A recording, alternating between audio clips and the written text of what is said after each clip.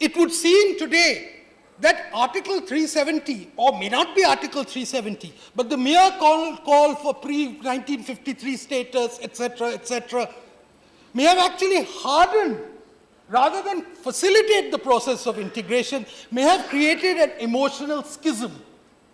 And that is a very deep issue, the issue of emotional schism. So today we are faced with a very, very grave issue, and all the reports from the ground.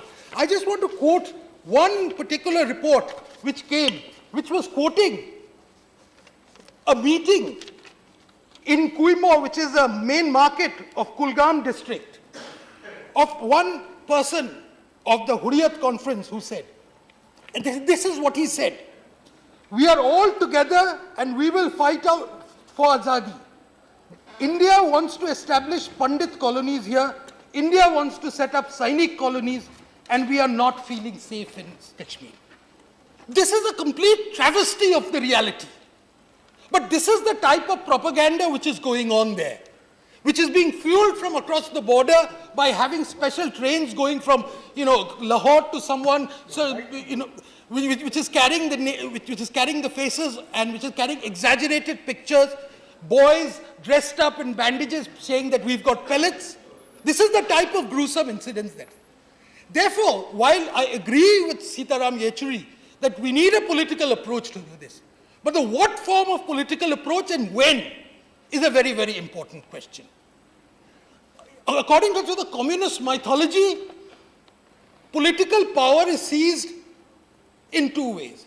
But one of the first methods is by establishing what they call dual power, which means that there must be a challenge to the legitimacy of the state by creating parallel authorities. And today in Kashmir, we are seeing precisely that happening. An attempt to create dual power. Sharad Yadavji spoke very well about how this is spread to the villages. And that is precisely what it means. So therefore, when we talk about initiating political dialogue, when we talk about sending all-party missions to Kashmir, yes, certainly it must be done.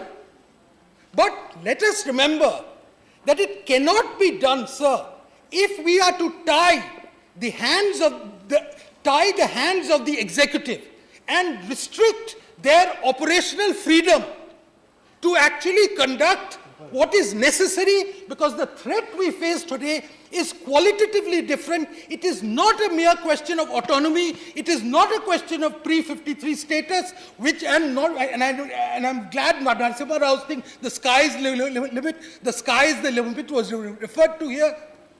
The question is that here is a threat which has been there, an orchestrated terrorist threat to actually integrate it in Pakistan.